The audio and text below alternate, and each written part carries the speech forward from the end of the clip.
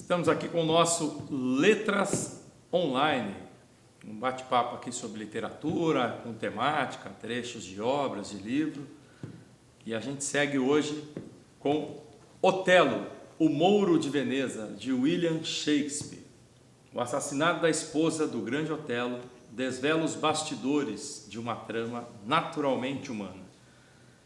Será que, ao contrário do que pensamos hoje em dia, os afetos são mais fundamentais do que a política para a condução dos acontecimentos humanos? A tragédia, O Mouro de Veneza, de William Shakespeare, escrita em 1603, será o nosso fio de Ariadne no labirinto da alma humana. Ricardo, hoje a gente traz uma obra, as pessoas falam um clássico, né? Principalmente um clássico da literatura dramática. E este autor, William Shakespeare, é importante para além da literatura dramática também? Ah, muito. O Shakespeare, ele é fundamental. Se você quiser fazer um bom estudo de psicanálise, precisa de Shakespeare. Se você quiser fazer um bom estudo de filosofia, precisa de Shakespeare. Se você quiser fazer um bom estudo de sociologia, precisa de Shakespeare. Shakespeare é o grande radiografista da modernidade. Todas as qualidades literárias, dramatúrgicas, tem muita gente que fala sabe muito bem. Então eu nem entro nessa seara, porque tem muita gente boa aí. Mas eu quero destacar esse aspecto da capacidade que ele teve de antever que a gente estava entrando numa outra era. A modernidade, a chamada modernidade, em sentido bem amplo, né? Tá certo que tem gente que vai discutir que pós-modernidade e tal, mas não entro nessa seara. Assim, a ideia de uma modernidade, que era, eu acho que o que ele fez de interessante foi, se para os gregos antigos as tragédias aconteciam no cosmos, no Shakespeare a tragédia acontece dentro da gente. Então ele faz um giro na coisa, vem para nós. A tragédia está na gente, não está no cosmos. Se a tragédia do Édipo tem uma maquinação dos deuses e tem um sentido cósmico, nas tragédias do Shakespeare tem uma maquinação apenas humana. É apenas a nossa natureza mostrando quem nós somos. Tá. Esse é o trágico. Então eu acho que essa é a grande... Nisso ele é imbatível e por isso ele é referência para se pensar qualquer situação da nossa atual existência. Qualquer área, né? Qualquer segmento que se coloca. Né? E o que ensina essa obra Quer dizer, que nessa especificamente a questão da inveja, do ciúme, né? Mas o que ela pode trazer assim o que ele pode trazer de tão elementar, né? A gente está muito acostumado a uma certa leitura de que tudo o que nos acontece tem uma perspectiva política. Tudo que acontece é político. Não é que eu tenho inveja do que você tem. Não é por isso. Eu estou cobrando uma dívida histórica de você, entende? A dimensão política. Não sou eu que tenho inveja de você. Estou cobrando uma dívida histórica.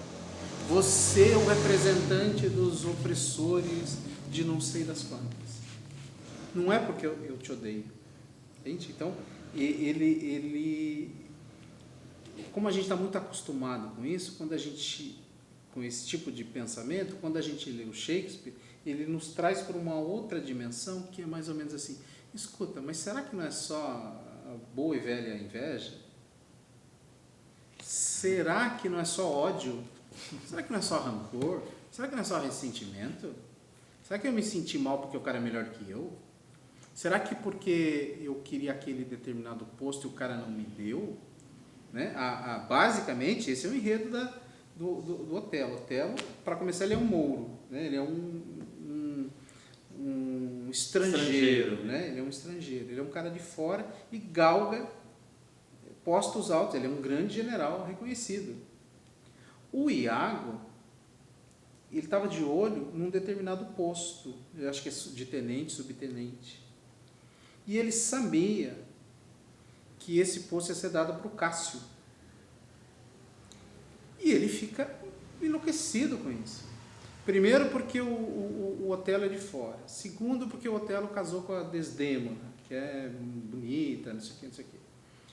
Favorito dos grandes patriarcas do reino. E não escolheu ele para ser o tenente, escolheu o outro. Quer dizer, o Iago tinha que lidar com um conjunto de sentimentos que o estraçalhou. Assim, eu sou menor do que ele e ainda fui preterido. Então, é um caldo de sentimentos. Aí, o que ele faz? Ele faz uma trama para ferrar com a honra do Otelo. E qual é a melhor maneira que você tem para ferrar alguém, né? Ele foi direto no coração. Vai dizer, bom, a tua mulher está te traindo. Quer dizer, desmonta todo o cara, né? E está te traindo com um cara que você... Com quem? Com o Cássio. E parênteses, né? Tem muita coisa na obra, mas essa é uma coisa que... Qualquer um que assiste novela e gosta de novela da Globo, vai ver lá que todos os vilões são Iago. Todas as tramas de novela é Iago. Está presente em qualquer coisa, desde a coisa mais extraordinária em filosofias, quanto numa telenovela. Onde você olhar, você enxerga Shakespeare, né? Então, o Iago é um Odete Reutemann, né? O Iago é o cara que faz as maquinações todas, né? E por aí tantas vilãs que foram famosas em telenovela. Então, ele vai armando um esquema pro Otelo acreditar que a mulher dele o estava traindo. E quando isso é muito característico de homem, né? Quando ele começa a acreditar que a mulher olhou para outro, ele já fica cego. Ele não consegue imaginar que ela... e ainda por cima ela vai lá pedir...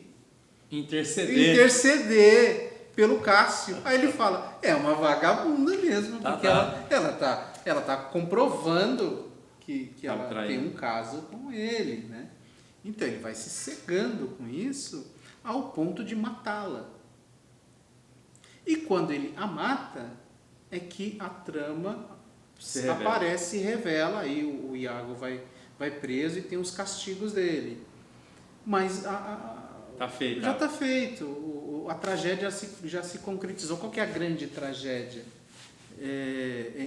Tantas, né? Você pode estudá-lo pelo lado do amor que cega. O amor cegou. A paixão cegou o Otelo. Ele ficou cego. O Iago atingiu o ponto certo. Ele foi um grande estrategista. Onde é que eu pego? No ponto da paixão. Não é à toa que a palavra paixão tem raiz em patos, né? Dos gregos. Alguns falam patose, eu não sei exatamente, mas eu conheço como patos, que no latim vai para affectiones, né? Da afecção, afeto. Paixão, afeto, e que tem a mesma raiz que vai dar em patologia. Patos, patologia. Então, sempre se enxergou a paixão como uma espécie de doença. Se o cara pegou essa doença da paixão, ele está ferrado. Cega e nem tem mais quem o segure, né? Todo mundo que já viveu uma separação a contragosto sabe o quanto você é capaz de ficar cego, né? Então o Iago acertou, mexeu no ponto certo. Essa volta toda é para chegar no ponto onde me parece que porque ele é tão extraordinário, fora todas as características literárias, dramatúrgicas, tudo aquilo que é da área do aspecto artístico do trabalho dele. Como um desvelador da alma humana, eu acho que ele pode contribuir para esse momento atual nosso, em que a gente não precisa transformar tudo num problema político. Ele não afetou Iago por ele ser um representante de um opressor. Ele não era um opressor. Iago simplesmente inveja. Ele não matou Desdémona simplesmente porque ele poderia ser um machista ou coisa do tipo. Não é uma raça de homens, é aquele homem cego que cometeu um ato equivocado, translocado, assassinou. Então, talvez ele nos ajude a olhar um pouquinho para dentro daquilo que a gente está acostumado a olhar como falha coletiva. Aquele, né, não é mais Otelo, é um homem, é um representante. Com o Shakespeare, você olha de uma outra maneira. Ele é uma pessoa que ficou cega. Porque viu naquela mulher alguém que o estava traindo. E cometeu um ato abominável. Então você não precisa colocá-lo numa trama política, como se fosse um representante de uma casta patriarcal, etc, etc, etc. Então eu acho que esse é o grande ensinamento, digamos assim, acho que é aquilo que ele pode nos trazer para os dias de hoje, né? Não tornar ampliar política, esse olhar, né? não tornar política aquilo que pode ser apenas de natureza humana.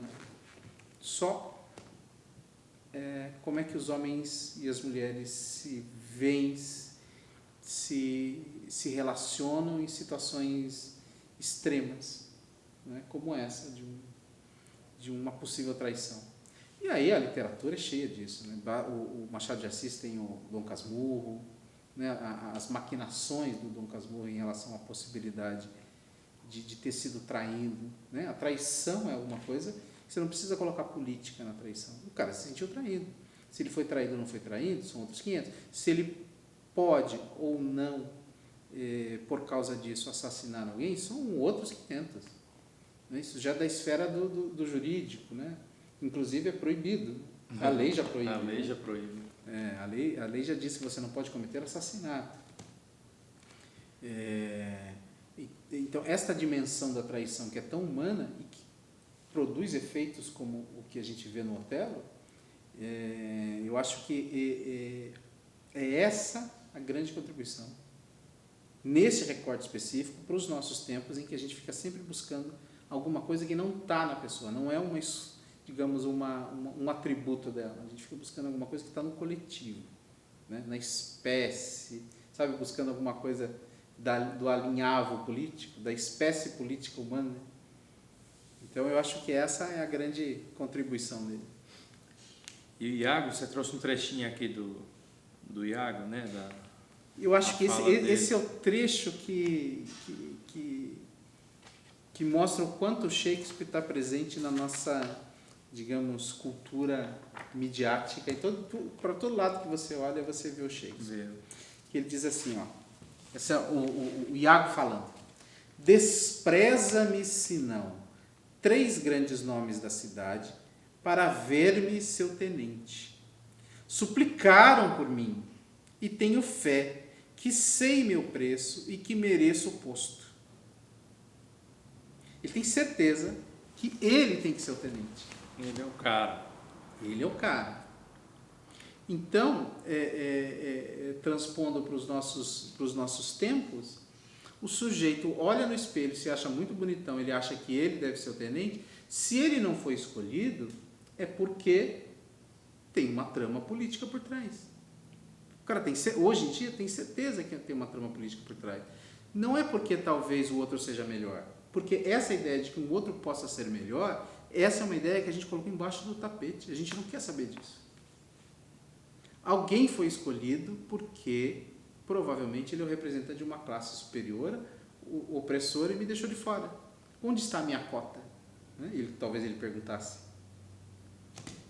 Ele não é capaz de pensar em si mesmo como alguém que simplesmente foi preterido. Que eu sei meu preço e que mereço o meu posto. Mas ele, se referindo ao Otelo, só pensando em seus caprichos, ele não tem outro motivo para escolher o Cássio. Escapa-lhe com pompa e muita argúcia, ornamentadas com ternos guerreiros. E para concluir, quem é ele? Um grande aritmético, sem dúvida, um tal Michele Cássio Florentino, amaldiçoado com uma bela esposa. Ele não foi escolhido por um cara que ele acha que é menor e que ainda tem uma mulher bonita.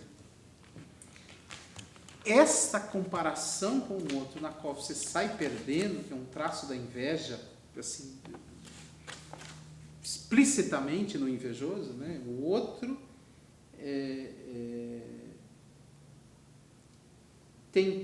eu não consigo admitir isso. Eu não consigo admitir que o outro possa ter traços, atributos que sejam melhores do que os meus. E por esse outro ser melhor, eu me sinto muito menor. E por eu me sentir muito menor, eu preciso tirar isso dele, pegar de volta. Uma espécie de cobrança. Eu vou tirar isso de volta. Aí ele começa a armar toda uma trama para provar que ele é que deveria estar lá. Então ele derruba tanto o Cássio quanto o Otelo. E acaba se derrubando também, né? O castigo dos deuses, né? Ele acabou se derrubando. No enredo todo. Muito bem, olha aí. Esse foi aqui, ó. Letras Online, Ciúmes e Inveja. No Otelo, O Mouro de Veneza, de William Shakespeare. Se você gostou, deixa aí seu comentário. Se quer dar uma sugestão, uma opinião, deixa pra gente aí uma fala que a gente vai ler e com carinho. Se você quiser algum tema, que a gente busque algum tema dentro de alguma obra literária, deixa aí pra gente o recado que a gente vai fazer para você aqui no Letras Online. E não perca o próximo episódio do Letras Online. Um grande abraço para vocês todos.